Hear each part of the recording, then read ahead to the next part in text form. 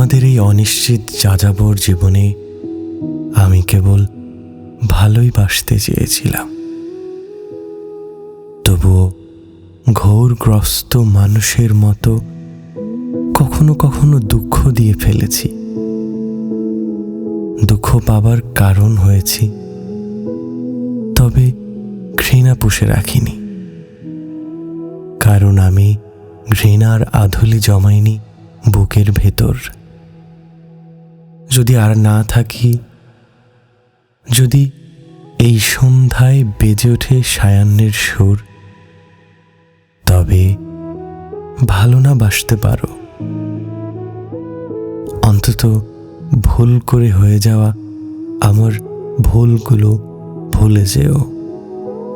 ভালো না বাসতে পারো, অন্তত ভুল করে হয়ে যাওয়া আমার ভুলগুলো ভুলে যেও।